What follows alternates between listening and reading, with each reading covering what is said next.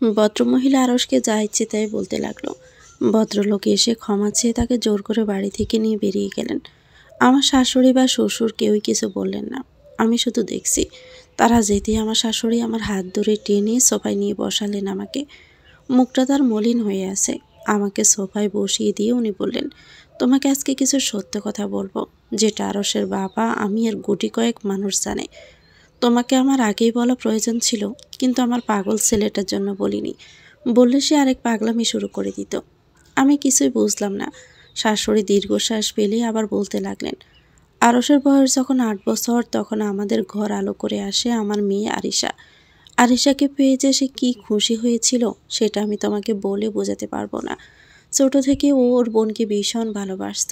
অনেক আদর আহ্লাদ করে বড় করেছে তাকে। যখন যাই চেয়েছে মেয়েকে তাই দিয়েছে। মেয়েটাও ছিল ভাই পাগল। কিন্তু কি থেকে যেন কি হয়ে গেল। বলতে শাশুড়ির চোখ থেকে নোনা জল গড়িয়ে পড়ল। শাশুড়ি আবার বললেন, আরশ সুইজারল্যান্ড থেকে পড়াশোনা করে। এরপর আরশ সুইজারল্যান্ডে সেটেল হয়ে যায়। এই নিয়ে আমরা কখনো দ্বিমত করিনি। ছেলের পছন্দকে প্রাধান্য দিয়েছি। তখন আরিশার মাত্র 18। সবে মাত্র ইন্টার পরীক্ষা দিয়েছিল আরিশা। আরিশার জেদ ধরল সুইজারল্যান্ডে যাবে আরশের কাছে বেড়াতে। সে সুইজারল্যান্ড ঘুরবে। আমরাও আর বারণ করিনি। ভাইয়ের কাছে বেড়াতে যেতে চাচ্ছে, এখানে বারণ করার কি আছে? কিন্তু সেইবার মেয়ে যে আমার এত বড় একটা কাণ্ড ঘটিয়ে ফেলবে আমরা বুঝিনি। বলে শাশুড়ি থামলেন। এরপর বললেন, সুইজারল্যান্ডে আরিশার সাথে পরিচয় হয় জোহানের। আমরা কেউই জানি না কিভাবে কোথায় এর সাথে জোহানের পরিচয় হয়েছিল। জোহান সুইজারল্যান্ডে ঘুরতে গিয়েছিল বন্ধুদের সাথে।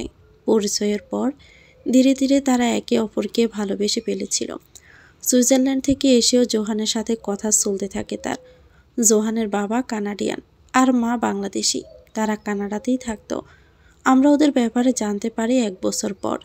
আমরা জানার পরপরই জোহান তার বাবা মাকে নিয়ে বিয়ের প্রস্তাব দিতে আসে। আরিশার বয়স তখন মাত্র 19। ওই বয়সে আরিশাকে বিয়ে দেওয়ার জন্য আমরা কেউ রাজি ছিলাম না। ওনারা বিয়ের প্রস্তাব নিয়ে এসেছে শুনে আরশ আসলো সুইজারল্যান্ড থেকে। এসে তো খুব রাগারাগি করলো আমার সাথে। যত যাই হোক, এত ছোট বয়সে বোনকে সে কিছুতেই বিয়ে দিবে না। যদি সত্যি তার বোনকে বিয়ে করতে চায় তাহলে অপেক্ষা করুক।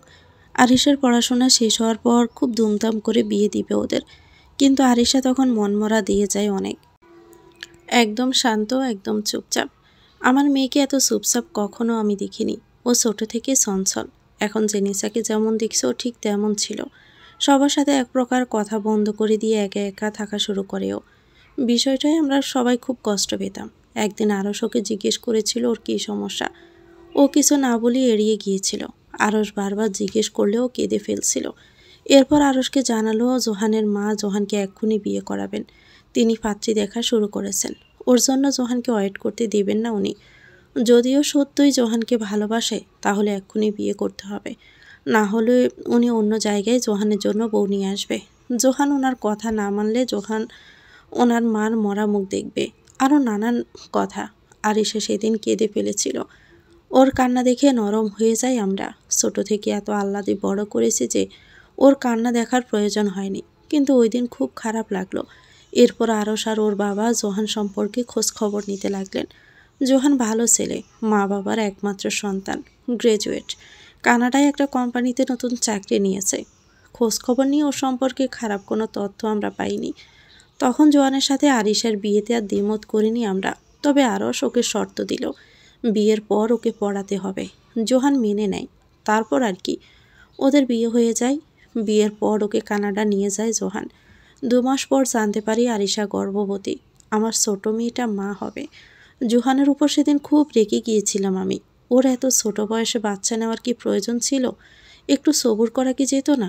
আমার রাগ পানি হয়ে যায় জেনিসা জন্মগ্রহণ করার পর। আমি মেয়ের ঘরের নাতনির মুখ দেখি। খুশিতে আত্মহারা ছিলাম তখন আমি। এরপর আরশকে বিয়ে করানোর সিদ্ধান্ত নেই। কিন্তু আরশ শুধু কথা ঘোরাচ্ছিল। বিয়ের কথা বললেই বলে কিছুদিন পর। তখন আমি আরিশাকে বলি ওকে রাজি করাতে। আরিশা পুষলে পাশলে রাজি করিয়ে ফেলে আরশকে। ছোট থেকে আরিশার কোনো কথাও ফেলেনি। এর মধ্যে আরিশার অ্যানিভার্সারি এসে পড়ে। জোহান আর আরিশা জেনিসাকে নিয়ে সুইজারল্যান্ডে চলে যায়।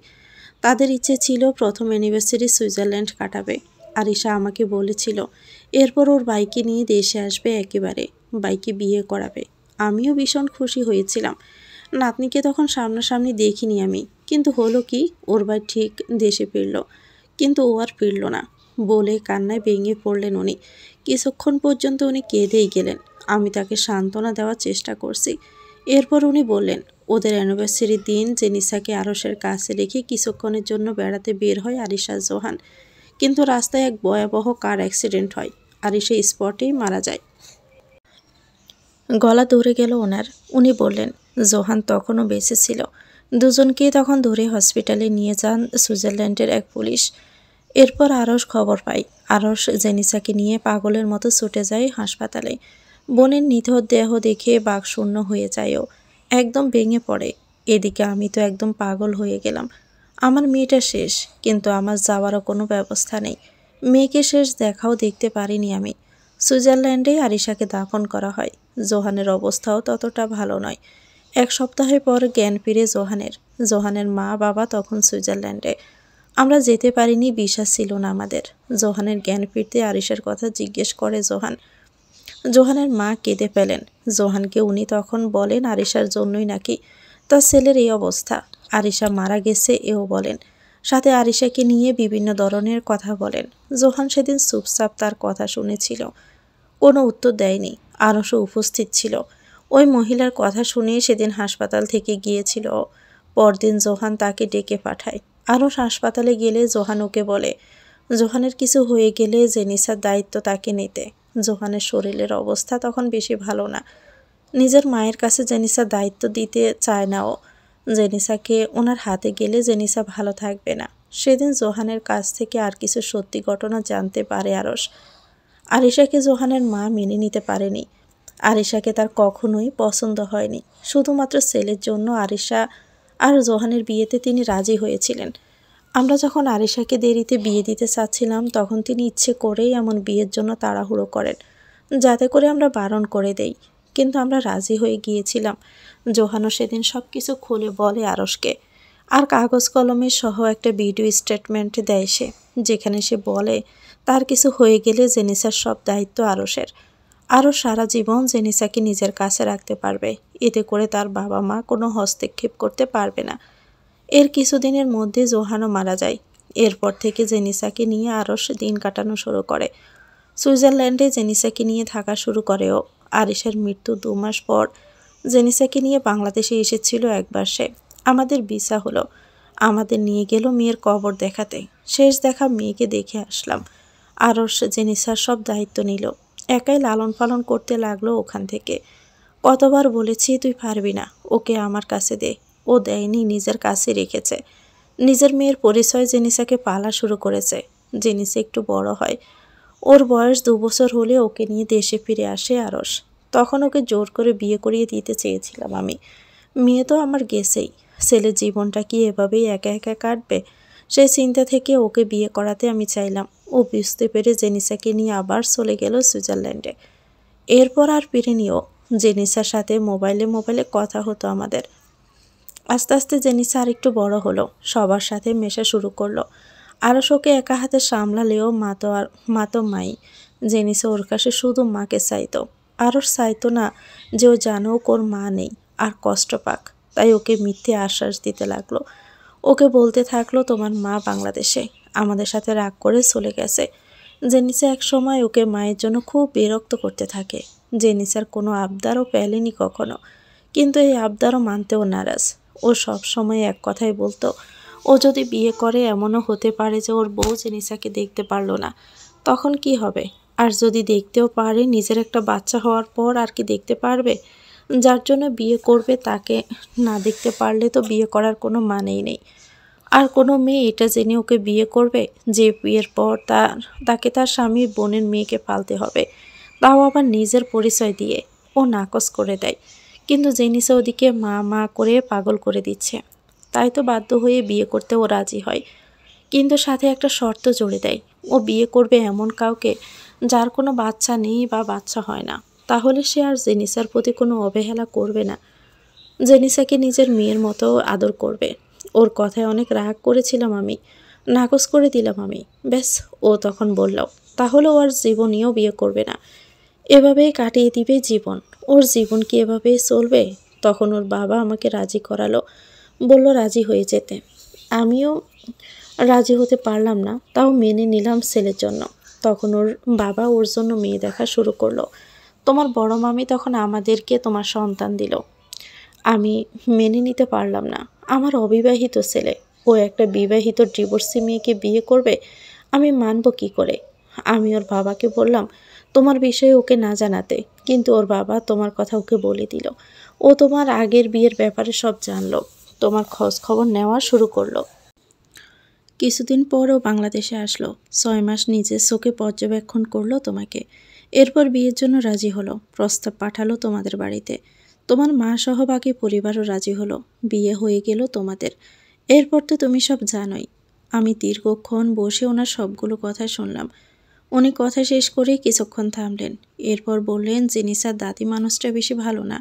আমার মেয়েটা যখন মারা গেল তখন তিনি নিজের ছেলের অবস্থার জন্য আমার মেয়েকে দায়ী করলেন। আর এদিকে আমি আমার মেয়েসহ হারিয়েছি। আমার কি বলা উচিত? এতেও ওনার শেষ হলো না। জোহান যখন মারা যায় তখন তো যা ইচ্ছে তাই বলেছেন আমাদের। জেনিসাকেও দেখতে আসতেন না তিনি, আমার মেয়ের মেয়ে জেনিসা, তাই জেনিসাকেও কাছে টানেননি তিনি। অথচ তার বংশধর জেনিসা। জেনিসার দাদা মাঝে মাঝে আরসের কাছ থেকে জেনিসের টুকটাক খোঁজ খবর নিতেন। দাদি তা করতো না, কিন্তু ওর যখন 2 বছর আরস দেশে এসেছিল তখনই উনি জেনিসাকে দেখতে এসেছিল। সে এবার কাঁদতে কাঁদতে মাপ চেয়েছিলেন। তার ভুল হয়ে গেছে, তার মাথা ঠিক ছিল না, আরও নানান ধরনের কথা বলতেন তখন। আমরা আর বেশি কিছু বলিনি। বললে কি হবে? আমি মেয়ে হারিয়েছি, উনিও ছেলে হারিয়েছেন। আমি মেনে নিয়েছি, ধৈর্য ধরেছিলাম। উনি মানতে পারেননি, তাই এরকম করেছেন। কুকুর কামড় দিলে তা তো আর উল্টো কুকুরকে কামড়ানো যায় না, তাই আর বেশি কিছু আমি বলিনি ওনাকে। এরপর থেকে উনি প্রায় সময় জেনিসার খোঁজ খবর নিতেন। কিন্তু আরস সুইজারল্যান্ডে থাকা অবস্থায় একবার আরসের কাছ থেকে জেনিসাকে নিজের কাছে নিয়ে যাওয়ার জন্য যান তিনি। আরস তার প্রস্তাবে নাকচ করে দেয়। তখনই তিনি হুলস্থুল কাণ্ড বাঁধিয়ে দেন। সুইজারল্যান্ডে পুলিশ কমপ্লেন করেন। আরস তখন জোহানের স্টেটমেন্ট দেখায় তাদের। দেখানোর প্রয়োজনীয় ছিল না যদিও, কারণ পুলিশের উপস্থিতিতেই জোহান স্টেটমেন্ট দিয়েছিল। এরপর উনি আরেকবারও এমন কাণ্ড করেছিলেন, কিন্তু কোনো লাভ হয়নি। আজ আবারও করলেন। সম্পূর্ণ ঘটনা আমি শুনলাম। কথা শেষে আমি যখন উঠে যাচ্ছিলাম তখন আমার শাশুড়ি বললেন, তোমাকে শুরুতে আমার পছন্দ ছিল না, কিন্তু এখন তোমার প্রতি আমার কোনো অভিযোগ নেই। এতে তো তোমার কোনো দোষ নেই। আমার ছেলে নিজের পছন্দে তোমাকে বিয়ে করেছে। তুমি তো আর এগিয়ে আসোনি। শুধু তোমার কাছে আমার একটাই অনুরোধ, ওদের তুমি দেখে রেখো। আরস ভীষণ একা, ওকে সঙ্গ দিও। আর জেনিসাকে নিজের মেয়ের মতোই দেখো। ও কিন্তু আসল সৎ মা কি বোঝে না, তোমাকেই মা হিসেবে জানে। আমি কিছু বলিনি। আমি আমাদের রুমে চলে গেলাম। রুমে গিয়ে দেখি চারপাশে সব পর্দা দিয়ে। রুমটাকে একদম অন্ধকার করে দিয়েছেন আরস। জেনিসা খাটে ঘুমাচ্ছে। আরস খাটের সাথে হেলান দিয়ে মাথা নিচু করে বসে আছে। আমি দরজা আটকে দিলাম, ওনার পাশে গিয়ে বসলাম। উনি মাথা উঠিয়ে আমাকে দেখলেন, এরপর আমাকে শক্ত করে জড়িয়ে ধরে কেঁদে ফেললেন। আমি তাকে সান্ত্বনা দিতে থাকলাম। উনি একটু শান্ত হলেন, এরপর বললেন, আমি তোমার থেকে অনেক কিছু লুকিয়েছি মৌ। আমি বললাম, জানি, মা বলেছেন। উনি দীর্ঘশ্বাস ফেললেন, এরপর চোখ মুখ মুছে নিলেন। এরপর বললেন, আরিশার মৃত্যুটা আমাকে অন্যরকম বানিয়ে ফেলেছে মৌ। ওই সময় আমি কি করব ভাবতে পারছিলাম না। এর কিছুদিন পর জোহানও মারা গেল। আমার কাছে রেখে গেল আমার ছোট বোনটার অংশকে। জেনিসাকে কিভাবে পালবো, কিভাবে ও দেখাশোনা করব, কিভাবে ওকে বড় করব, তাই ভাবতে লাগলাম। ওইদিকেও দাদি নানান কটূক্তি করছিল, তাই সিদ্ধান্ত নিলাম নিজের পরিচয় ওকে আমি বড় করব। ওকে নিজের সন্তান বানিয়ে নিলাম। জীবনে বিয়ে করব না সিদ্ধান্ত নিলাম। বিয়ে করলে অন্য একটা মেয়ে তো আর ওকে মেনে নেবে না। নিজের সব আনন্দ, সব খুশি ওর মধ্যেই আমি পেলাম। কিন্তু ও যখন বড় হচ্ছিল তখন শুধু মা মা করতো। আমি কখনোই ওকে কোনো কষ্ট পেতে দেইনি। ও যখন মায়ের জন্য পাগলামি করতো আমি বলতাম, তোমার মা বাংলাদেশে, আমাদের সাথে রাগ করে চলে গেছে। ও জিজ্ঞেস করতো কেন গেছে। আমি বলতাম তুমি দুষ্টুমি করো দেখে চলে গেছে, তুমি ভালো হয়ে গেলে ফিরে আসবে। ও তখন শান্ত হয়ে যেত। এভাবে অনেকগুলো দিন দুয়াশার মধ্যে আমি ওকে রেখেছি। এরপর যখন আর পারছিলাম না তখনও সিদ্ধান্ত নেই আমি বিয়ে করব। যদি আমি একটা সাধারণ মেয়েকে বিয়ে করতাম তাহলে তো জীবনেও সে জেনিসাকে মেনে নিত না। তাই আমি অসাধারণ কাউকে খুঁজতে লাগলাম, যার কোনো সন্তান নেই, যে সন্তানের মর্ম বুঝবে, মায়ের মতো আদর যত্ন করে দেখে রাখবে ওকে। তখনই আমি তোমায় পেলাম, তোমার থেকে সব লুকিয়ে বিয়ে করলাম তোমাকে। তোমাকে জানাতে চাইনি আমি এসব কিছু। আমার তখন খুব বলতে ইচ্ছে করলো আমি অসাধারণ কেউ নই, কিন্তু ওনার অবস্থা দেখে আমি আর বললাম না। ওনাকে সান্ত্বনা দিচ্ছিলাম। উনি তখন বললেন, ওর দাদি মানুষ না মৌ, মানুষ হলে আমার বোনটা মারা গিয়েছে দেখে উনি এতগুলো কথা বলতে পারতেন না। বলেই কান্নায় ভেঙে পড়লেন। আমি তাকে দেখেছি, কখনো এভাবে কাঁদতে দেখিনি ওনাকে। পুরুষ মানুষের কাঁদতে নেই। কিছুক্ষণ পর উনি আমাকে কাছে টেনে নিয়ে বললেন, আমরা সুইজারল্যান্ড চলে যাব মৌ, আমরা এখানে আর থাকবো না। জেনিসাকে নিয়ে অনেক দূরে চলে যাব। ওকে খুব আদর করে বড় করব আমরা। ও আমাদেরকে মা বাবা বলে জানবে। আমি ওনাকে শান্ত করার চেষ্টা করলাম। ওনার কথার উত্তরে শুধু বললাম আচ্ছা। সেদিন সারাদিন বাড়ি থেকে উনি বের হলেন না। জেনিসার কাছেই ছিলেন। আমার মাথায় শুধু ঘুরছে, উনি তো সুইজারল্যান্ড ছিলেন, তাহলে হঠাৎ করে চলে আসলেন কোথা থেকে? ভাবলাম একবার জিজ্ঞেস করব, কিন্তু ওনাকে বিষণ্ণ দেখে আর কিছু জিজ্ঞেস করিনি। সেদিন রাতে উনি এক হাতে জেনিসা, আরেক হাতে আমাকে বুকে জড়িয়ে নিয়ে ঘুমিয়েছিলেন। সারলেই বুঝি চলে যাব আমরা। সেদিনই বুঝতে পারলাম আমিও তার জীবনের গুরুত্বপূর্ণ কেউ হয়ে উঠেছি। আরশের সাথে আমার বিয়ের 1 বছর হয়ে এসেছে। এখন আমাদের মধ্যে সম্পর্ক স্বাভাবিক, আর 5টা স্বামী স্ত্রীর মতোই স্বাভাবিকভাবে সংসার করছি আমরা। জেনিসাকে নিজের মেয়ের মতোই দেখাশোনা করছি। ও কষ্ট পাক তা আমিও চাই না। ও জানে আমি ওর মা। আরশ সেদিন আমাকে নিজ থেকে বলেছিল উনি গত বছরের মাঝামাঝি সময়ে বাংলাদেশে এসেছিলেন। আমার সম্পর্কে খোঁজ খবর নেওয়ার সময় জেনিসাকে স্কুল দিয়েছিলেন। তখন ওর মায়ের নামের জায়গায় আমার নামই দিয়েছিলেন তিনি। আর স্কুলে বলেছিলেন আমি রাগ করে বাপের বাড়ি গিয়েছি। আমি অবাক হয়েছিলাম তখন। আমাকে দেখে আমার নাম দিয়ে দিলেন। যদি আমার সাথে বিয়ে না হতো তখন? আমি তাকে জিজ্ঞেস করেছিলাম, আপনার সাথে যদি আমার বিয়ে না হতো তখন কি করতেন? উনি হাসলেন। এরপর বললেন, সেটা তখন ভাবতাম, বিয়ে তো হয়ে গেছে, তাই আর এই বিষয়ে আমি আর ভাবিনি। আপনি সুইজারল্যান্ড থেকে এসেছেন কবে? আমাকে একটা বারও তো কল করলেন না।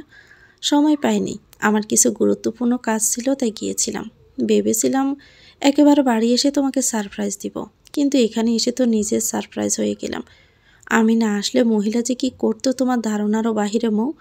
আমি কিছু বলিনি, সব ঠিক আছে, কিন্তু একটা জিনিস মাথায় ঢুকছে না। যে এলাকার লোকজন কি জানে না জেনিসা আরিশার মেয়ে? ও বড় হলে কি জানবে না? আমি সেদিন তাকে জিজ্ঞেস করছিলাম সে ব্যাপারে। সে বলল তারা জানে অ্যাক্সিডেন্টে আরিশার মেয়েও মারা গেছে। আমি সুইজারল্যান্ডে বিদেশিকে বিয়ে করেছিলাম, জেনিসা তার মেয়ে।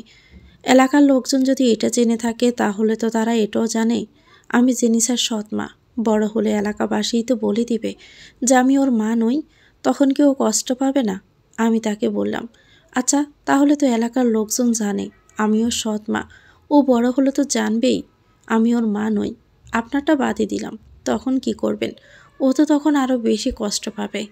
ও এখানে থাকলে তো জানবে। আমরা এখানে থাকছি না মৌ, শুধুমাত্র আর কটা দিন তোমার অনার্স শেষ হলেই আমরা সুইজারল্যান্ডে চলে যাব, আর কখনোই দেশে ফিরব না। আমি চমকে উঠলাম, কখনো দেশে ফিরবে না মানে? আমি বললাম, কখনো ফিরবেন না? আমার মা তো একা, আমি তাকে রেখে যাব কি করে? তাছাড়া আপনার মা বাবা? উনি সেদিন বলেছিলেন আমরা সবাই চলে যাব, তোমার মা, আমার মা বাবা সহ সবাই। আমরা আরিশার কাছেই থাকবো মৌ। এখানে আমার একটুও ভালো লাগে না, আরিশার কাছাকাছি থাকলে আমার ভালো লাগে। আমি আর সেদিন কিছু বলিনি। বোনকে তিনি ভীষণ ভালোবাসতেন, তাতে কোনো সন্দেহ নেই। আরিশার জন্য আমারও কষ্ট লাগলো। আমার শাশুড়ি আমাকে আরিশা আর জোহানের একটা ছবি দেখিয়েছিলেন। জেনিসা হচ্ছে তাদের মিক্সড, কিছুটা জোহানের মতো, কিছুটা আরিশার মতো। তবে আরিশার চেহারার ভাবটা তার মধ্যে বেশি। চোখ দুটো শুধু তার বাবার মতো। আরিশার আরশের চেহারায় প্রচুর মিল আছে, তাই বলা যায় জেনিসাও আরশের মতো দেখতে। না বললেও কেউ বুঝতেই পারবে না জেনিসা আরশের মেয়ে নয়। এভাবেই দিন কাটতে লাগলো। আরশ দেশে ফেরার পর থেকে তার বাবার ব্যবসা দেখছেন, সেই জন্যই তাকে বেশিরভাগ সময় ঢাকা থাকতে হচ্ছে। আমি জেনিসাকে নিয়ে রাজশাহীতে আসি। শ্বশুর শাশুড়ি আমাকে খুব পছন্দ করেন এখন। এই পরিবারটার সাথে মানিয়ে নিয়েছি আমি। আমার সব এখন এই পরিবারকেই ঘিরে। এখানে প্রত্যেকটা মানুষকে নিয়ে এখন আমি ভাবি, সবার খেয়াল রাখার চেষ্টা করি। এরই মধ্যে আমার মাও এই বাড়িতে এসেছিলেন কয়েকবার। মাকে সব ঘটনা খুলে বলেছি আমি। মা শুনে খুব আশ্চর্য হয়েছিলেন আর বলেছিলেন, আরও যেভাবে চলতে বলে সেভাবে চলিস। তোর বড় মামি বুড় করে হলেও জীবনে আমার একটা উপকার করেছে, তার জন্য এখন থেকে দোয়া করব আমি। আমি হেসে ফেলেছিলাম। মা তো ঠিকই বলেছেন, মামি একটা তো উপকার করেছে, না হলে এমন সুন্দর একটা পরিবার আমি কোথায় পেতাম। তার জন্য আমিও দোয়া করি, এখন আল্লাহ তার মাথায় কুবুদ্ধিগুলো নিয়ে সুবুদ্ধিগুলো দান করুক। দেখতে দেখতে আরও কটা দিন গেল। এরই মাঝে বুঝতে পারলাম আমি প্রেগনেন্ট। আরশকে কীভাবে বলবো বুঝতে পারছিলাম না। শুনলে উনি বা কী রিয়াকশান দিবেন তাও বুঝতে পারছিলাম না। কিন্তু আমার বাচ্চার তো কোনো দোষ নেই এতে। তাই সিদ্ধান্ত নিলাম আরশকে বলে দিব। আরশ যখন ঢাকা থেকে ফিরল তখন বেশ খানিকটা সাহস সঞ্চয় করে আমি তাকে বললাম, আপনাকে একটা কথা বলার ছিল। উনি মিষ্টি করে বলছিলেন, কী কথা বলে ফেলো। আমি সময় নিয়ে বললাম, আমি প্রেগনেন্ট। আরশের চোখ মুখ দেখে মনে হচ্ছে ভীষণ আশ্চর্য হয়েছেন তিনি, কিন্তু নিজেকে মুহূর্তে স্বাভাবিক করে নিলেন উনি। এরপর বললেন, আমার এই মুহূর্তের অনুভূতি তোমাকে আমি বোঝাতে পারবো না, তাই তুমি এক্সপ্লেন করো। এরপর আমার জীবনের সমস্ত ঘটনা ওনাকে জানালাম। উনিও খুব মনোযোগ দিয়ে শুনলেন আমার কথা। এরপর বললেন, তুমি বিয়ের সময় প্রতিবাদ করনি কেন? আমি বললাম, করে কি লাভ হতো? উনি বললেন, করে দেখতে কি হতো আর না হতো। তাহলে কি আপনি আমাকে বিয়ে করতেন না? আরও চুপ থাকলেন। এরপর বললেন, এমনটা নয়। তাহলে কেমন? উনি দীর্ঘশ্বাস ফেললেন। বললেন, আমি তোমার সম্পর্কে যত জায়গায় খোঁজ খবর নিয়েছি, সবাই এক কথাই বলেছে, কেউ কখনো তোমার সত্যিটা আমাকে বলেনি। তোমার নিজের মামিই তো এমন বলেছে। আর লোকদের কথা বাদই দিলাম, তোমার উচিত ছিল আমাকে সত্যটা বলা। কেউ তো আমার কথা বিশ্বাস করলো না। যেখানে আমার নিজের মামিই পুরো এলাকায় কথাটা ছড়িয়েছে, সেখানে আমি কিছু বললে বলতো আমি ভালো সাজার জন্য বলছি, নিজের দোষ ঢাকতে যাচ্ছি। উল্টো আমাকেই নানান কথা শোনাতো। আমার মা একবার হার্ট অ্যাটাক করেছেন আমার কারণে। লোকদের মন্দ কথা না নিতে পেরে যদি আবারও মায়ের কিছু হয়ে যেত, আমি তখন কি করতাম? মাও চাচ্ছিল আপনার সাথে আমার বিয়ে হোক, তাই আমি কিছু বলিনি। আরও চুপ থাকলেন। আমি তাকে বললাম, আপনি বিশ্বাস করতেন আমাকে? বলেই দেখতে। তাহলে তো বোধ হয় আমাকে আর বিয়ে করতেন না। উনি হেসে ফেললেন। আমাকে জড়িয়ে ধরে বললেন, না জেনে ভালোই হয়েছে, বউ পেয়ে গেছি আমি। আমি ওনাকে বললাম, এখন কি করবেন? উনি বললেন, কি করব মানে? মানে আমি তো এখন প্রেগনেন্ট, আপনি কি করবেন তা জানতে চাচ্ছি। কি আর করব, তোমার সেবা যত্ন করব। আর কিছু? উনি কিছুক্ষণ ভাবলেন। এরপর বললেন, আপাতত গিয়ে জেনিসাকে আর মা বাবাকে বলবো, তারপর সবাইকে মিষ্টি মুখ করাবো। উনি হেসে ফেললেন। আমি ভেবেছিলাম হয়তো উনি বলবেন আমরা ওনাকে মিথ্যে বলেছি আরও হাজার খানেক কথা, কিন্তু উনি স্বাভাবিকভাবেই সন্তান আসার আনন্দ ভোগ করতে চাচ্ছেন। আমি ওনার দিকে তাকিয়েই থাকলাম। উনি তখন আমাকে বললেন, এত কি ভাবছো তুমি? ভাবাভাবি করে শরীর খারাপ করো না, বাবুর কষ্ট হবে। ও তো আমারই সন্তান মৌ। নিজের সন্তানকে না মেনে নেওয়ার মতো পাপ কাজ আমি করতে পারবো না। জেনিস আমার বড় মেয়ে, আর ও ছোট। আমার 2 সন্তান সহ বউকে নিয়ে আমি আমার বাকিটা জীবন কাটিয়ে দিব। আমার আর কিছুই চাই না মৌ। আরও নিঃসন্দেহে একজন ভালো মানুষ, না হলে বোনের মেয়ের জন্য এমন কজন করে। বোনের সন্তানের জন্য এত করেছেন, নিজের সন্তানের জন্য কত করবেন তা বোঝার বাকি নেই আমার। ওনাকে ওই দিন আমি জিজ্ঞেস করেছিলাম, আচ্ছা এখন আর আপনার ভয় লাগে না? আমার একটা বাচ্চা হলেই আমি কি জেনিসাকে আগের মতো ভালোবাসবো? আরও হেসে ফেলেছিল। বলেছিল, জেনিসার জন্য তুমি যেমন করো, আমার মনে হয় না তুমি এখন অমন কিছু করবে। বিশ্বাস আছে আমার তোমার উপর। আমি সেদিন ওনাকে জিজ্ঞেস করেছিলাম, আর ভালোবাসা, আমাকে আপনি ভালোবাসেন? উনি সেদিন বলেছিলেন, তোমাকে ভালো না বাসলে কাকে ভালোবাসবো? আমার কি আর 5টা বউ আছে নাকি, নাকি প্রেমিকা আছে? আমি চুপ থাকলাম। বললাম, আমাকে নিয়ে আপনি সংসার করছেন। আপনি তো চাইলেই একটা অবিবাহিত মেয়েকে বিয়ে করে সংসার করতে পারতেন। উনি তখন বলেছিলেন, দেখো, এর প্রথম কারণ আল্লাহ আমার কপালে তোমাকে লিখে রেখেছিলেন, তা না হলে তুমি যেমনটা বলেছ তেমনটাই হতো। আর দ্বিতীয় কারণ জেনিসা, তোমার অতীত নিয়ে আমার কোনো মাথা ব্যথা নেই মৌ। এতে তো তোমার কোনো দোষ নেই। তাছাড়া তোমাকে দেখে শুনে তোমার সম্পর্কে জেনেই আমি তোমাকে বিয়ে করেছি। আমি তোমাকে নিয়ে সংসার করছি, আমি ভালো আছি। তোমার অতীত যাই হোক, তোমার বর্তমান আমি। তাই অতীতকে নিয়ে আর না ভেবে আমাকে নিয়ে ভাবো, আমাদের সন্তানদেরকে নিয়ে ভাবো। আরস যখন তার মাকে বলল আমি সন্তান সম্ভবা, তখন তিনিও বেশ অবাক হন, কিন্তু খুশি হন খুব। শ্বশুর শাশুড়ি আমার সাথে স্বাভাবিক আচরণই করলেন। জানি না আরস তাকে আমার বলা কথাগুলো বলেছিল কিনা। শাশুড়ি এরপর থেকে আমার প্রতি ভীষণ দুর্বল হয়ে যান, আমার খেয়াল রাখা শুরু করেন। জেনিসা সেদিন নিচে নেমে নিচে সারা বাড়ি মাথায় তুলেছে। আরস ওকে বলেছিলেন, জেনিসা, আমাদের বাসায় একটা ছোট্ট বাবু আনবো, তোমার একটা ভাই বোন আনবো। জেনিসা আরসকে বলল, ভাই আনবে নাকি বোন আনবে, নাকি দুটোই আনবে? আমি হেসে ফেলেছিলাম ওর কথায়। ওকে কোলে নিয়ে বললাম, যখন আনবো তখন বলতে পারবো আম্মু। কখন আনবে? কাল আনবে? না, আরও অনেক দিন পরে। এক্ষুনি নিয়ে আসো না, আমি ওর সাথে খেলবো, অনেক মজা হবে। আরস বললেন, এক্ষুনি আনা যাবে না মামুনি, আরও অনেক ছোট থাকবে, তুমি ওর সাথে খেলবে কি করে? কত ছোট থাকবে ও? একদম ছোট। জেনিসা তখন কি বুঝলো জানি না, বলল, আমি ওর নাম রাখতে পারবো? আরও হেসে ওকে তার কোলে নিয়ে গেল, বলল, ইয়েস, আমার মামুনিই তো নাম রাখবে। ও কিছুক্ষণ ভাবলো। আমরা দুজনেই অনেক আগ্রহ নিয়ে বসে আছি ও কী বলে। এরপর ও বলল, আমার আমার ওর নাম জুবাইদ রাখবো। আরস বললেন, জুবাইদ তো ছেলেদের নাম, তোমার জন্য বোন আনলে তখন কি রাখবে? আমার ভাই লাগবে, তুমি আমার জন্য ভাই আনবে, আমি একটা ভাই চাই। আরস বললেন, বোন ভালো লাগে না তোমার? লাগে, কিন্তু আমার ভাই লাগবে। আমার জন্য ভাই না আনলে আমি দাদুর কাছে বিচার দিব। আমি আর আরস দুজনেই হেসে ফেললাম। আরস ওকে বললেন, ঠিক আছে, তাই হবে। এক ফুটফুটে কন্যা সন্তান জন্ম দিলাম আমি। জেনিসোর নাম রাখলো জেনিফার। আর ওর জন্য ভাই আনিনি দেখে মুখ ফুলিয়ে থেকেছিল প্রথমে, কিন্তু কিছুক্ষণ পরে ঠিক হয়ে যায়। সারাদিন জেনিসা জেনিফারের সামনে বসে থাকে, জেনিফারকে অনেক ধরনের কথা বলে।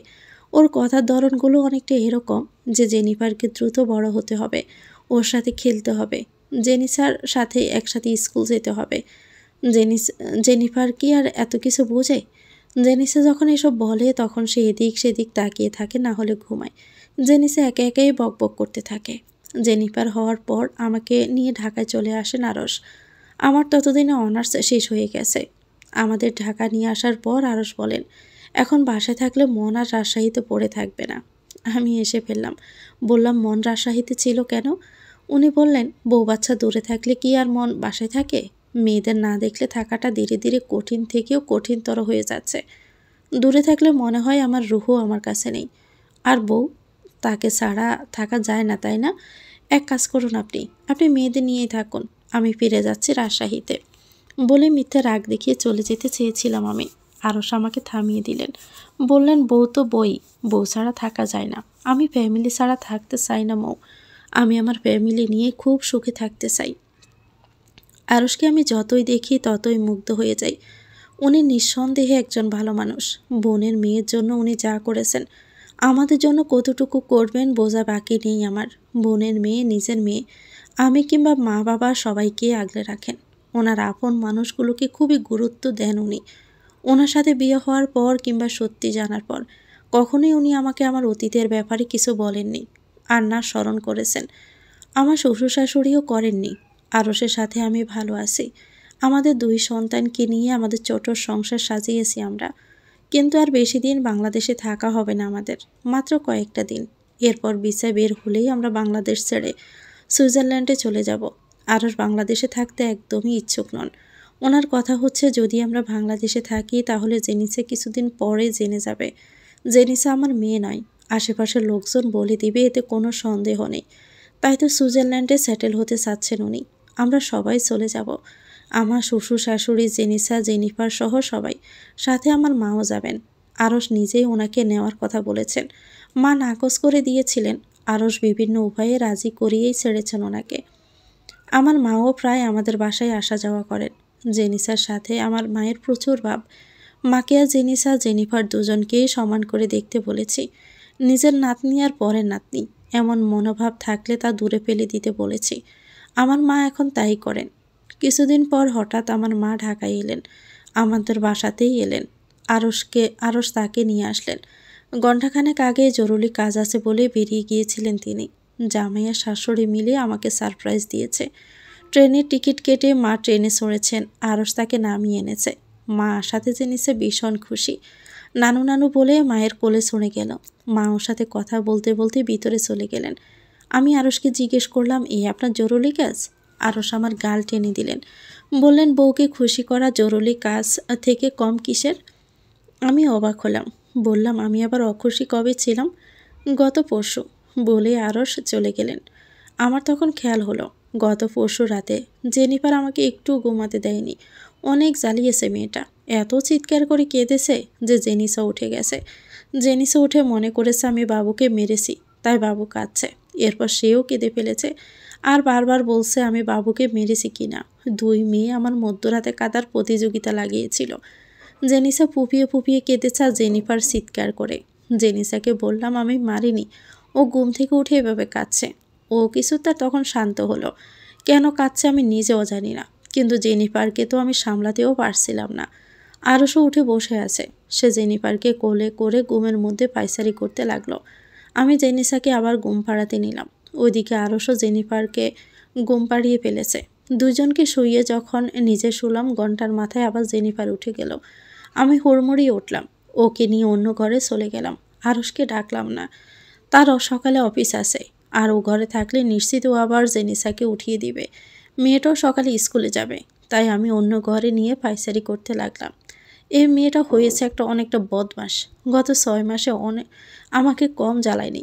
ও মাঝে মাঝে রাতের বেলা এমন কেঁদে কেটে আমার ঘুমের 12টা বাজায়।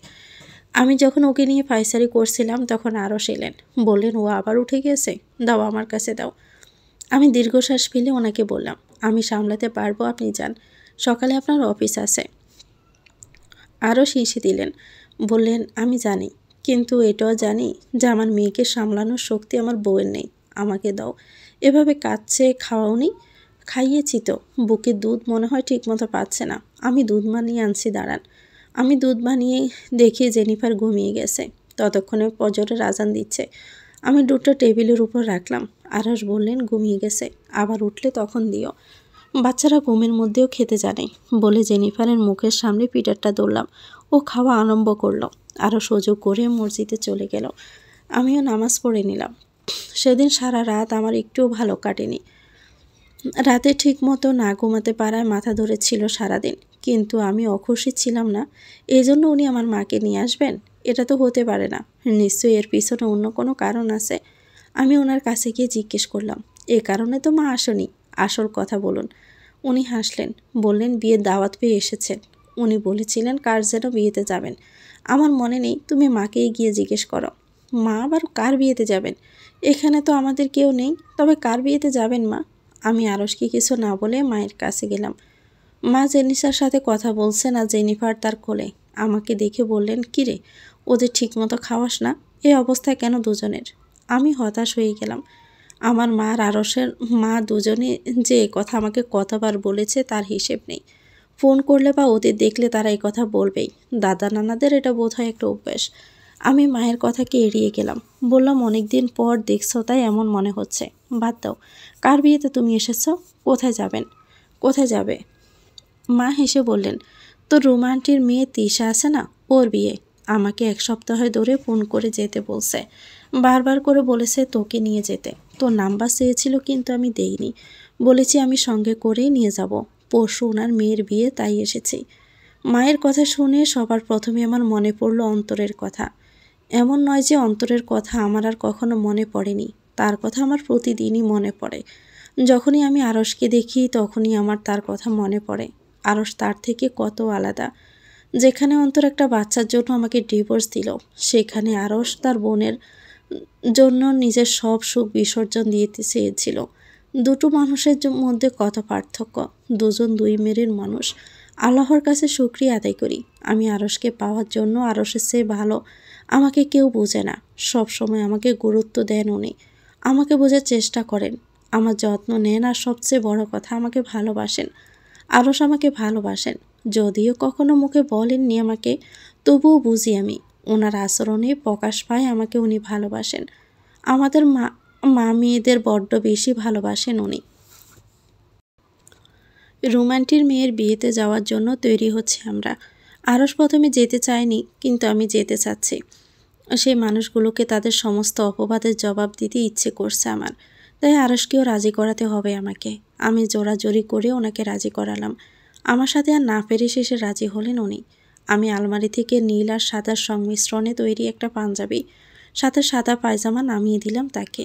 নিজের জন্য একটা সাদা আর নীলের মধ্যে শাড়ি বের করে নিলাম। আরশ আমার দিকে ব্রু কুঁচকে তাকিয়ে থাকলেন। বললেন, আমরা কি ডেটে যাচ্ছি? আমি হেসে ফেললাম।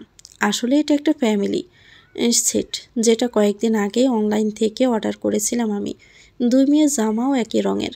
জামা কাপড় দেখে উনি কথা বললেন বুঝতে পারলাম আমি। তখনই জেনিসা দৌড়ে আসলো আরশের কাছে। মা ওকে জামা পরিয়ে দিয়েছেন। আরশ ওকে দেখে চোখ কপালে উঠিয়ে নিলেন। বললেন, মেয়েকেও ডেটে নিয়ে যাচ্ছি আমরা? আমি ওনাকে একটা ধাক্কা দিলাম। বললাম, চুপ করুন তো আপনি, মেয়ে শুনবে। চট জলদি গিয়ে চেঞ্জ করে নিন। আরশ হেসে ফেললেন। এরপর পাঞ্জাবি পায়জামা নিয়ে বাথরুমে চলে গেলেন। জেনিসা আমাকে বলল, জেনিফারকে জামা পরাবে না? আমি বললাম, ওকে যাওয়ার সময় পরাবো, না হলে তোমার বোন জামা নষ্ট করে ফেলবে। জেনিসা মাথা নাড়ল। আমি ওকে খাটে বসালাম। এরপর ওর চুল আঁচড়ে দিলাম, হালকা সাজিয়ে দিলাম। জেনিসা একদম তৈরি। আরশ তৈরি হয়ে বেরিয়ে আসলেন। আমিও শাড়ি পরে তৈরি হয়ে নিলাম। এরপর জেনিফারকেও জামা পরিয়ে দিতে নিলাম। জেনিসা ভীষণ আগ্রহ নিয়ে বসে আছে। আরশ আমার পাশে দাঁড়িয়ে আছে। জেনিফারকে জামা পরানো হলে জেনিফারের সাথে ছবি তুলল। ও ভীষণ খুশি। জেনিফার একটু বড় হওয়ার পর থেকে জেনিফার আর ওর জন্য একই ধরনের একই কালারের জামা বানাই আমি। এতেও ভীষণ খুশি হয়। দুজনকে এক জামা পরালে জেনিসা তো খুশিতে আত্মহারা হয়ে যায়। জেনিফারকে জামা পরানোর পর আরশ ওদের দুজনে ছবি তুলে দিলেন। জেনিসা তখন ভীষণ খুশি। এরপর আমার মায়ের কাছে দৌড়ে গেল। মাকে গিয়ে বলল, জেনিফার আর সে একই জামা পরেছে। মাকে টেনে নিয়ে আসলো। মা এসে জেনিফারকে কোলে নিলেন। জেনিফার আর জেনিসাকে নিয়েও ঘরে চলে গেলেন। আমি পরনে যে জামা কাপড় ছিল সেগুলো গুছিয়ে সাজগোজের জিনিসপত্র গুছিয়ে নিলাম। জেনিফারকে একটু একটু সাজিয়ে দিয়েছিলাম। এরপর নিজেও চোখে একটু কাজল, ঠোঁটে একটু লিপস্টিক দিয়েছি।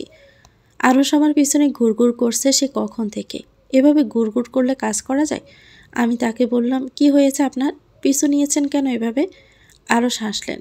বললেন, বইয়ের সাথে কাপল পিকচার উঠাবো, আসো। এরপর উনি আমার সাথে কিছু ছবি তুলে নিলেন। এরপর বললেন, একটা ফ্যামিলি পিকচার তোলা উচিত, মেয়েদের নিয়ে আসো। উনি আনতে বলেছেন ঠিকই, কিন্তু আমার আর আনা লাগলো না। জেনিসাই দৌড়ে চলে এসেছে। তার পিছন পিছন জেনিফারও হামাগুড়ি দিয়ে আসছে। আমি দ্রুত গিয়ে ওকে কোলে নিলাম। এভাবে গড়ে চললে সাদা জামাটার আর কোনো সুরত থাকবে না। এরপর আরশ আমাদের একটা ফ্যামিলি পিকচার তুলল। জেনিসা বলল, আম্মু, জেনিফারের চোখে কাজল দিলে না কেন? তুমি পড়েছো, আমি পড়েছি, কিন্তু জেনিফার পড়েনি। ও কষ্ট পাবে তো, তুমি ওকেও দিয়ে দাও। আমি আর আরশ দুজনেই হেসে ফেললাম। বললাম, ওর চোখে কাজল দিতে পারবো না মা, ওর সেই বয়স হয়নি, চোখে ব্যথা পাবে। জেনিসা বুঝলো জেনিফার যতটা অশান্ত ঠিক ততটাই শান্ত জেনিসা। একদম আমার মনের মতো, কোনো একটা কথা বললেই বুঝে যায়। এরপর আমরা বের হলাম নারায়ণগঞ্জের উদ্দেশ্যে। আমাদের বাসা থেকে যেতে অনেক সময় লাগবে, তাই একটু দ্রুতই বের হলাম। আমরা যখন রোমান্টিকদের বাসায় পৌঁছালাম তখন 12:30 বাজে। রাস্তায় জ্যাম থাকবে ভেবে আগেই বেরিয়েছিলাম, কিন্তু রাস্তায় কোনো জ্যাম ছিল না, তাই দ্রুত এসে পড়েছি আমরা।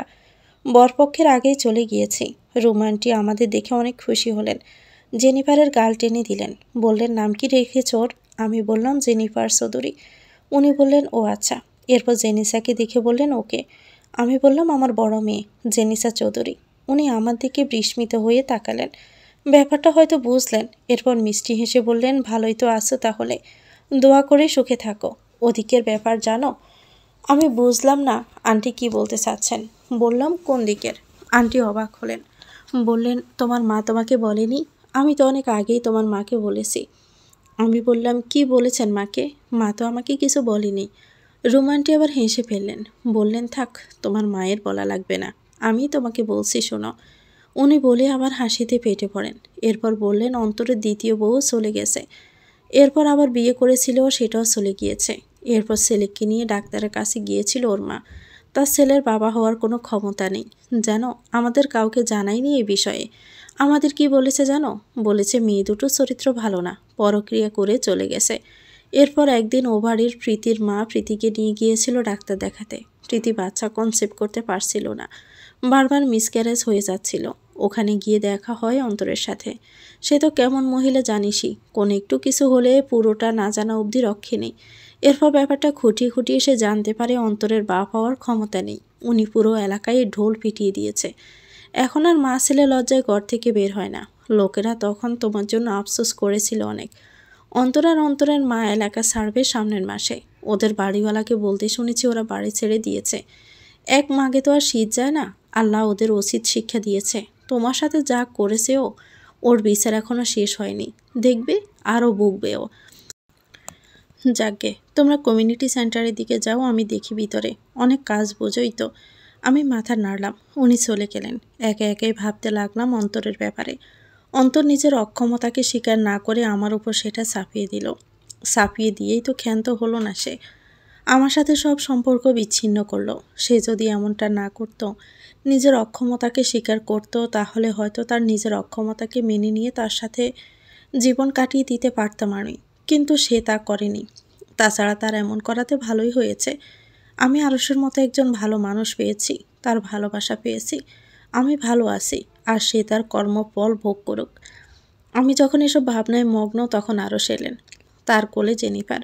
আমাকে বললেন, এখানে কেন দাঁড়িয়ে আছো? মার, আমি তোমাকে খুঁজছি কখন থেকে। দ্রুত চলো, কমিউনিটি সেন্টারে যাব। খাওয়া দাওয়া শেষ করে বাড়ির দিকে রওনা হতে হবে। আর রাস্তায় জ্যাম পড়লে আজ আর বাড়ি যাওয়া লাগবে না, বিয়েই খেতে পারবে। আমি হেসে পেলাম তার কথায়। বললাম, চলুন। আমরা সবাই চললাম কমিউনিটি সেন্টারের দিকে। এ বাড়ি থেকে বেশি দূরে না কমিউনিটি সেন্টারটা, পায়ে হেঁটে যাওয়া যায়। হাঁটতে হাঁটতে খানিকটা পথ যাওয়ার পরে দেখা হলো কুলসুম বাবির সাথে। এই এলাকার প্রত্যেকটা মানুষকে আমি চিনি, বলিনি আমি তাদের। যারা এতটা যন্ত্রণা দিয়েছে তাদের কিভাবে আমি বলবো? ভাবি আমাকে দেখে চোখ বড় বড় করে নিলেন। আমি হেসে বললাম, কেমন আছেন ভাবি? আমাকে মনে আছে?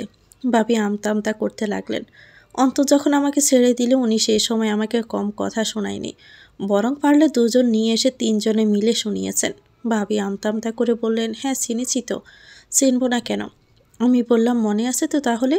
এই তো ঢের বেশি। এই যে দেখুন, এ হচ্ছে আমার হাজব্যান্ড আরশ চৌধুরী, আমার মেয়ে জেনিসা চৌধুরী আর জেনিফার চৌধুরী। দেখেছেন আপনি?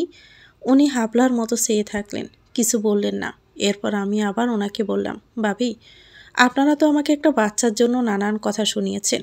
এই দেখুন, এখন আমার দুটো মেয়ে, আরও আসবে। ভাবছি একটা ক্রিকেট টিম বানাবো। আপনাদের তার কী অবস্থা তার জন্য ভেবেই এতগুলো কথা আমাকে না শুনিয়েছিলেন। ভাবি চুপ করেই থাকলেন। আমি মা কিছু না বলে মিটিমিটি হাসছেন। মা জেনিসাকে নিয়ে হাঁটা শুরু করলেন। ভাবি দাঁড়িয়ে আছেন। আমি আরশকে বললাম, চলুন যাওয়া যাক। আর সময় নষ্ট করতে আমি চাই না। জেদের বসে অনেক সময় নষ্ট করেছি, এখানে আবার চলুন। কুলসুম ভাবি তার অপমানিত মুখটা নিয়ে দাঁড়িয়ে রইলেন। আমি আরশকে নিয়ে কমিউনিটি সেন্টারের দিকে আবার হাঁটা শুরু করলাম। আরশ তখন আমাকে বললেন, সত্যি কি ক্রিকেট টিম বানাতে চাও তুমি? আমি তো দেখেছি দুটোকেই সামলাতে ভীষণ বেকাতায় পড়তে হয় তোমাকে। এতগুলোকে কিভাবে সামলাবে তুমি? তুমি সামলাতে পারলে আমার কোনো আপত্তি নেই ক্রিকেট টিম বানাতে। ওনার কথায় ভীষণ লজ্জা পেয়ে গেলাম আমি। বললাম, ফালতু কথা রেখে চলুন তো আপনি। খাওয়া দাওয়া শেষে মা গেলেন রুমা আন্টির কাছে থেকে বিদায় নিতে। আমি আর আরশ গেলাম না, মা জেনিসাকে নিয়ে গেছেন। আমি আর আরশ পাকা রাস্তায় হাঁটছি। আরশ বললেন, তোমার ভিসা হয়ে গেছে, কিছুদিনের মধ্যেই আমরা চলে যাচ্ছি। আমি বললাম, আচ্ছা। আরশ বললেন, ধন্যবাদ। আমি চমকে উঠলাম। বললাম, কেন? উনি বললেন, আমাকে এত সুন্দর একটা ফ্যামিলি উপহার দেওয়ার জন্য। আমি হেসে ফেললাম। উনি প্রায়ই এমন কথা বলেন। আমি হাঁটতে লাগলাম। কিছু দূর হাঁটার পরেই অন্তরের সম্মুখীন হলাম আমরা। আমার পা থেমে গেল। সে এদিকেই আসছে। তাকে দেখে আমার ভীষণ ঘৃণা হচ্ছে। অতীতের তিক্ত স্মৃতিগুলো স্মরণ হচ্ছে। ইচ্ছে করছে ওর গালে কষে একটা সর মারি। নিজেকে শক্ত করে নিলাম আমি। এরপর আরশকে বললাম, আমি আমার প্রাক্তনের সম্মুখীন হতে চাই। আপনার কোনো সমস্যা নেই তো? আরশ একবার সামনের দিকে তাকালেন। আমিও তাকালাম। অন্তর তখন আমার দিকে তাকিয়েছিল। আরশ আমার দিকে তাকিয়ে বললেন, হও, আমার কোনো সমস্যা নেই, কিন্তু আমি উপস্থিত থাকবো, তোমাকে একা ছাড়বো না। আমি কিছু বললাম না। এগিয়ে গেলাম অন্তরের দিকে। কাছে গিয়ে ঠাটি একটা সর মারলাম তার ডান গালে। সে গালে হাত দিল। এরপর বাঁ গালেও দিলাম একটা। হঠাৎ আক্রমণে চমকে উঠল সে। আরশও চমকে গেল। অন্তরের চোখে মুখে ক্রোধ। আমি অন্তরকে বললাম, আপনার অত্যাচারের জবাব আমার আরও আগেও দেওয়া উচিত ছিল, কিন্তু আমি দেইনি। অনেক অন্যায় করেছিলাম নিজের প্রতি তখন। আজ মনে হলো বুদ্ধিটা শুধরে নেই। সবগুলো সুদে আসলে না নিতে পারলেও যতটুকু নিয়েছি তাতেই চলবে আমার। আপনার সাথে হিসেব বরাবর হয়ে গেল, এখন শান্তি লাগছে। আমি থামলাম। এরপর আরসের কোলে জেনিফারকে দেখিয়ে দিয়ে বললাম, এই দেখুন আমার মেয়ে, আর এই হচ্ছে আমার স্বামী। আমি 2 সন্তানের মা। আপনার সন্তান কোথায়? কয়টা হয়েছে? অন্তর লজ্জায় মুখ নামিয়ে নিল। পুরুষ মানুষের বুঝি এর থেকে বড় লজ্জার হয় না। আরস গম্ভীর মুখে দাঁড়িয়ে আছেন। আমি হাসলাম, হেসে বললাম, থাক, সমস্যা নেই, ট্রিটমেন্ট করাতে থাকেন। আমি আবার কারো অক্ষমতাকে পুঁজি করে তাকে কথা শোনাতে পারি না। আপনি এক কাজ করবেন, যদি ট্রিটমেন্টেও কাজ না হয় তাহলে কোনো এক বাচ্চার মা অথবা 2 বাচ্চার মা দেখে বিয়ে করে নেবেন। এতে করে সওয়াবও পাবেন আপনি। আপনার তো সন্তান নেই, যার আছে তাকে নিয়ে না হয় চলা শুরু করুন, আল্লাহ সওয়াব দিবে। এখন আসি। অন্তরকে কথাগুলো বলে আরসের হাত ধরে হাঁটা দৌড়লাম আমি। আরস আমাকে বললেন, জীবনে আর কখনো তুমি এই লোকের সাথে কথা বলবে না মৌ। তুমি কি বলবে আমি তোমাকে বলতে দিব না। ভালো খারাপ কোনো কথাই তার সাথে তুমি কখনো বলবে না। আমি অবাক হলাম। অন্তরের সাথে তো কেউ আমাকে মেরে ফেললেও কথা বলার ইচ্ছে আমার নেই। আমি তার সাথে কথা বলতে কেন যাব? আজ বলেছি কারণ আমি হিসেব বরাবর করতে চেয়েছিলাম। সহজ ভাষায় প্রতিশোধ নিয়েছি। যদিও সেটা কম হয়েছে মনে হচ্ছে আমার, তবুও নিয়েছি তো। কিন্তু আরস এভাবে কেন বলল? খুব জানতে ইচ্ছে করলো আমার। আরসকে আমি বললাম, কেন এভাবে কেন বলছেন আপনি? আরস দীর্ঘশ্বাস ফেললেন, বললেন, আমার হিংসা হয়। শুধু হিংসে না, ভয়ঙ্কর হিংসা হয়। তুমি শুধু আমার মৌ। অতীত, বর্তমান, ভবিষ্যৎ যাই হোক, তোমার সাথে কাউকে মেনে নেওয়া আমার পক্ষে সম্ভব হচ্ছে না। তোমাকে কখনো এই লোকের সম্মুখীন হতে দেব না আমি। কিছুক্ষণ আগে মনে হয়েছে আমার উপর দিয়ে সাইক্লোন যাচ্ছে। ভয়ঙ্কর অনুভূতি হচ্ছিল। আমি তো হাঁ করে ওনার দিকে তাকিয়েছিলাম। কি বলবো ভেবে পাচ্ছি না, কিন্তু মনে প্রশান্তি পাচ্ছিলাম। ভাবতে লাগলাম, এমন কাউকে জীবনে পাবো আমি কি ভেবেছিলাম? ও বাড়িতে গিয়ে মাকে নিয়ে চলে আসলাম। বাড়িতে পৌঁছাতে পৌঁছাতে সন্ধ্যা হলো। অনেক ক্লান্ত হয়ে পড়লাম। আরও সেই বিছানায় শুয়ে পড়লেন। জেনিসাও শুয়ে পড়ল। বলল, আম্মু, আজকের বউটা না ভীষণ সুন্দর ছিল। খুব মজা হয়েছে আমার আজকে। আমি হেসে বললাম, আম্মুর থেকেও বেশি সুন্দর ছিল? জেনিসা বলল, হুম, আমার আম্মুর সব থেকে বেশি সুন্দর। বলেই আমাকে জড়িয়ে ধরল। আমিও জড়িয়ে ধরলাম। বললাম, আমার মেয়েটাও ভীষণ সুন্দরী আর কিউট। চলো এবার দ্রুত জামাটা বদলে ফেলো। এরপরও বলল, আজ আমরা সবাই এক রঙের জামা পরেছিলাম তো, তাই সবাই শুধু আমাদের দেখছিল। আমাদেরকে সুন্দর দেখাচ্ছিল, তাই না? আমি হেসে ফেললাম, বললাম, হ্যাঁ। আরস আমাকে বললেন, এক গ্লাস পানি দাও তো, অনেক তৃষ্ণা পেয়েছে। আমি জেনিসাকে আর জেনিফারের কাপড় বদলে ওনার জন্য পানি আনতে গেলাম। পানি এনে দেখলাম উনি ফোনে কথা বলছেন। বারান্দার সামনে দাঁড়িয়ে আছেন। আমাকে দেখে খাটে এসে বসলেন। আমিও গিয়ে ওনার পাশে বসলাম। বিছানার পাশের টেবিলে পানির গ্লাসটা রেখে চুলগুলোকে ছেড়ে দিলাম। আরস ফোনে কথা বলা শেষ করলেন। এরপর আমাকে বললেন, দ্রুত ব্যাগ গোছাও, আমাদের যেতে হবে। এ সময় কোথায় যাব? আমি বললাম, হঠাৎ কোথায় যাচ্ছি আমরা? উনি বললেন, পুরান ঢাকায়। আমি চমকালাম, বললাম, কেন? উনি শুয়ে পড়লেন, নীরব থাকলেন। আমি উত্তরের অপেক্ষায়। কিছুক্ষণ চোখ বন্ধ করে থাকলেন উনি। এরপর বললেন, জেনিসার দাদি মারা গেছেন, আমাদের যেতে হবে। ক্যান্টনের জরিক শহরে এখন বসন্তকাল চলছে। এখন এই অঞ্চলে বৃষ্টিপাত এখানে সাধারণ একটা ব্যাপার। তবে তাপমাত্রা আরামদায়ক, যা পর্যটনের জন্য খুব ভালো একটা সময়। পর্বতগুলো তুষার গলে গেছে, পাহাড়গুলোতে সবুজের ঢাল উপভোগ করা যায়। কিন্তু এই সময়টা এখানে পর্যটকদের ভিড় কম থাকে। আর কিছুদিন পরেই শুরু হবে তাদের ভিড়, যখন গ্রীষ্ম আসবে। এই অসম্ভব সুন্দর জরিক শহরে দেখতে দেখতে কেটে গেল 4টি বছর। চোখের পলকে সময়গুলো চলে যাচ্ছে। মনে হচ্ছে এই তো সেদিন আরসের সাথে আমার বিয়ে হলো। কিন্তু না, সময়ের স্রোতে তার সাথে কেটে গেছে 60টি বছর। জেনিসা এখন অনেক বড় হয়ে গেছে। জেনিফারের বয়স 5। নতুন স্কুলে ভর্তি হয়েছে সে। জেনিফার, জেনিসা এবং আমাদের মা বাবাকে নিয়েই আমাদের ছোট সুখের সংসার। খুব হাসি খুশি আনন্দে মেয়েদের সাথে সময় কাটছে আমাদের। সেদিন জেনিসার দাদি মারা যাওয়ার খবর পেয়ে তাদের বাড়িতে গিয়েছিলাম আমরা। সেটাও দাদির বাপের বাড়ি। জেনিসার দাদা সেদিন ওকে বুকে জড়িয়ে খুব কেঁদেছিলেন। বড় লোকটার জন্য আমার খুব মায়া লেগেছিল। ছেলের কবর সুইজারল্যান্ড, স্ত্রীর কবর বাংলাদেশে, আর তাকে পাড়ি জমাতে হয়েছে কানাডায়। অনেক ভেঙে পড়েছিলেন তিনি। আরস তাকে অনেক সান্ত্বনা দিয়েছিলেন সেদিন। ভদ্রলোক ওই দিন একটা অনুরোধ করেছিলেন আরসকে, যে জেনিসাকে যেন কিছুদিন পর পর ওনার সাথে কথা বলতে দেওয়া হয়। অনেক আকুতি মিনতি করে বলেছিলেন উনি, কখনো জেনিসাকে বলবেন না সত্য সম্পর্কে। আরস রাজি হয়েছিল। এরপর থেকে জেনিসা প্রায় ওনার সাথে কথা বলতো। জেনিসা জানে উনি আমার শ্বশুরের এক বন্ধু। ওনারও জেনিসার মতো একটা নাতনি ছিল, কিন্তু সে মারা গেছে। জেনিসার কাছে নিজের নাতনির মতো মনে হয়, তাই ওকে এত পছন্দ করেন। কিন্তু আফসোস, গত বছর উনিও না ফেরা দেশে চলে গিয়েছিলেন। তার সমাধি কানাডাতে। উনি মারা যাওয়ার পর জোহানের দেওয়া স্টেটমেন্ট সহ কাগজপত্রগুলো পুড়িয়ে ফেলেন আরস। আমি তাকে জিজ্ঞেস করেছিলাম ওগুলো পোড়াচ্ছিলেন কেন। উনি তখন বলেছিলেন, এগুলো হচ্ছে কালসাপ, থাকলে যে কোনো সময় জেনিসার সামনে চলে আসতে পারে, তাই পুড়িয়ে দিচ্ছি। এতগুলো দিন এগুলোকে আমার বোঝা বোঝা লাগতো, আজ একটু হালকা লাগছে। প্রমাণ থাকলেই ঝামেলা বাড়বে। আমি আর কিছু বলিনি সেদিন। এভাবেই চলে যাচ্ছে আমাদের দিনগুলো। এখানে ছোটোখাটো একটা বাড়িতে আমরা থাকি। বাড়ির সামনে একটা বাগান আছে। এই মুহূর্তে সেই বাগানে বসে চা খাচ্ছেন আর গল্প করছেন আমার শ্বশুর শাশুড়ি আর আমার মা। একটু দূরে জেনিসা জেনিফার পুল দিয়ে খেলছে, আর আমি দোতলার বারান্দায় দোয়া ওঠা কফি হাতে দাঁড়িয়ে দাঁড়িয়ে ওদের দেখছি। কফিতে চুমুক বসাতে বসাতে দেখলাম জেনিসা একটা ফুল নিয়ে জেনিফারের কানে গুজে দিল। ফুলটার নাম জানা নেই আমার। জেনিফারও তার দেখা দেখি একটা ফুল তুলে জেনিসাকে ঝুঁকতে বলল। জেনিসা একটু ঝুঁকল। জেনিফার সেটা জেনিসার কানে গুজে দিল ঠিক, কিন্তু ফুলটা পড়ে গেল। জেনিসা ফুলটাকে তুলে নিজেই নিজের কানে গুজে নিল। এরপর জেনিফারকে কোলে তুলে নিল। আমি ওদের কাণ্ড দেখে হেসে ফেললাম। এমন সময় অনুভব করলাম আমাকে পিছন থেকে আষ্টে পিষ্টে জড়িয়ে ধরেছে কেউ। আমি স্মিত হাসলাম। মানুষটা আমার খুব পরিচিত। আরস আমার গালে একটা চুমু খেয়ে বললেন, হাসছো কেন একা একা?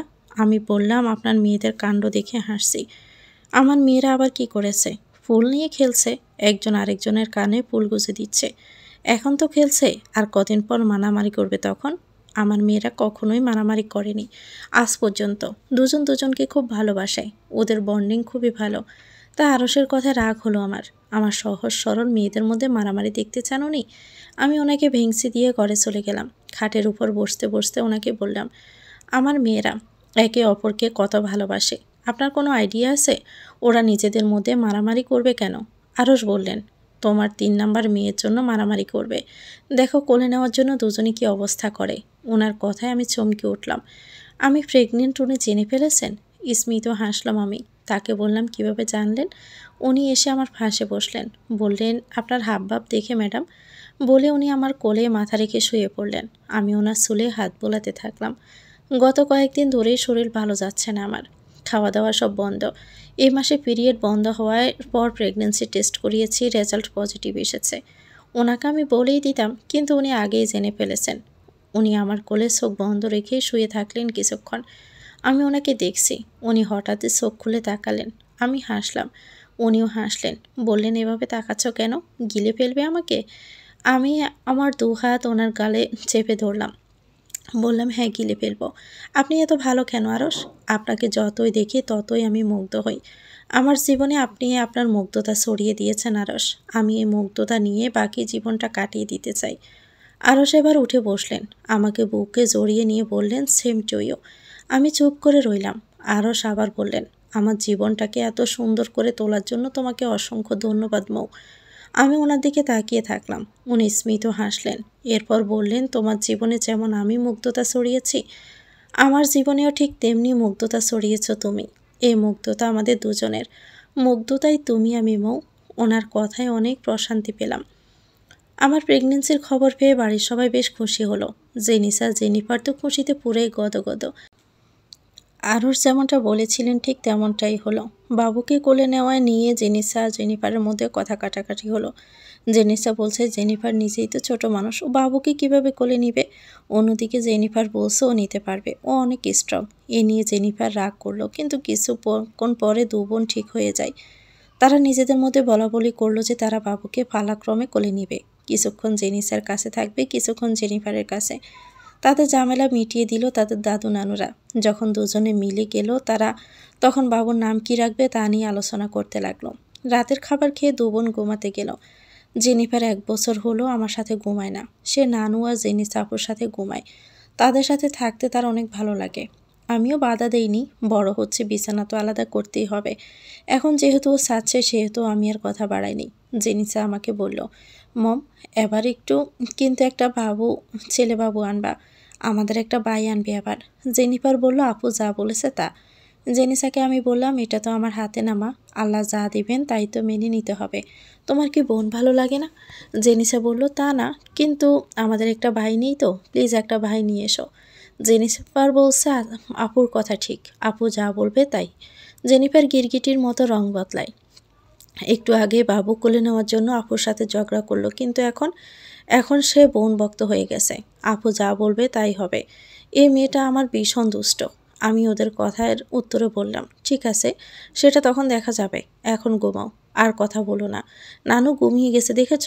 তোমার কথা বললে নানু ডিস্টার্ব হবে ঘুমে, তাই লক্ষ্মী বাচ্চাদের মতো ঘুমিয়ে পড়ো দুজনেই। ওরা শুয়ে পড়ল।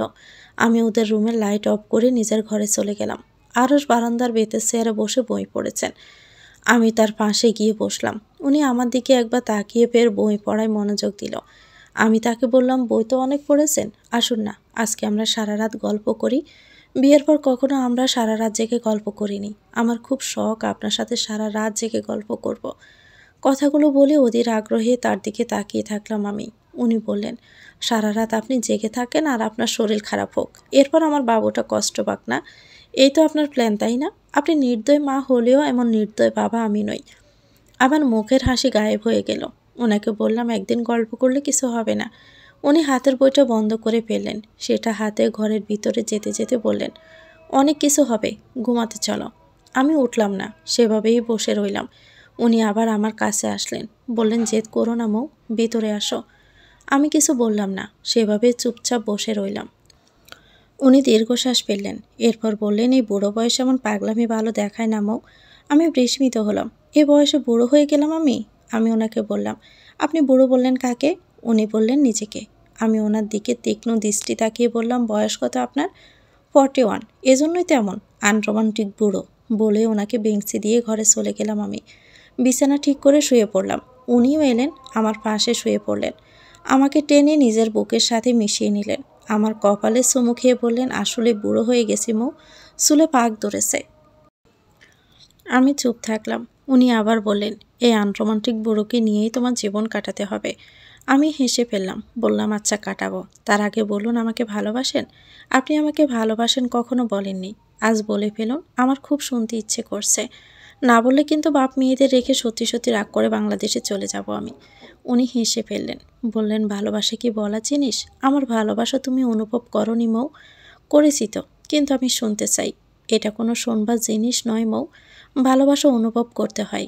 কারো মুখ থেকে ভালোবাসি শুনলে ভালোবাসা হয়ে যায় না। আমি কিছু বললাম না, ওনার কাছ থেকে সরে যেতে চাইলাম। উনি শক্ত করে চেপে ধরলেন আমাকে, বললেন, এমন কেন করছো? রাত বিরাতে কি পাগলামি শুরু করেছো? আচ্ছা যাও বলছি। আমি শান্ত হলাম। কিছুক্ষণ উনি সেভাবে চুপ থেকে শুয়ে থাকলেন, তাই আমি সরে যেতে আসতে চাইলাম। এরপর উনি হাসতে হাসতে বললেন, বলছি তো একটু সময় দাও। আমি বললাম, না, আপনাকে আমি আর বিশ্বাস করি না, সরুন আপনি আমার কাছ থেকে। উনি এবার আমাকে একদম ঝাপটে ধরে কপালে চুমু খেয়ে বললেন, ভালোবাসি মৌ। একেবারে শান্ত হয়ে গেলাম আমি। হৃদয়ে এক অদ্ভুত অনুভূতি হচ্ছে এই মুহূর্তে। ওনার এতটুকু কথায় যে কতটা খুশি হয়েছি বলে বোঝাতে পারবো না। আমিও তাকে বললাম, আমিও আপনাকে ভালোবাসি। আরস বললেন, কাকে? আপনাকে। উনি বললেন, ঠিক আছে, এখন শান্ত হয়েছ না, এখন ঘুমাও, না হলে শরীর খারাপ করবে। আমি ওনার বুকে মাথা রেখে চোখ বন্ধ করে নিলাম। স্বস্তির নিঃশ্বাস ফেললাম। আমার সুখের ঠিকানা তো এটাই। এই মানুষটাকেই আমি ভালোবাসি। এই মানুষটার সাথে বাকি পথ চলতে চাই। প্রথম ভালোবাসা আমাকে ক্ষতবিক্ষত করলেও উনি আমাকে পূর্ণতা দিয়েছেন। আমার এই সুন্দর পরিবারটাকে ঘিরেই বেঁচে থাকতে চাই আমি। সারা পৃথিবীকে জানাতে চাই আরশের সাথে আমি সুখে আছি, ভালো আছে আমি তার সাথে। তো ভিউয়ার্স, গল্পটির নাম হচ্ছে মুগ্ধতায় তুমি আমি, লিখেছেন ইয়ারনোর মাসিয়াত। এটা গল্পের শেষ অংশ। গল্পটি আপনাদের কেমন লাগেছে কমেন্ট করে জানাবেন। ভালো লাগলে একটি লাইক দিয়ে দিবেন, চ্যানেলটিকে সাবস্ক্রাইব করে আমাদের সাথে থাকবেন। আল্লাহ হাফেজ, আসসালামু আলাইকুম।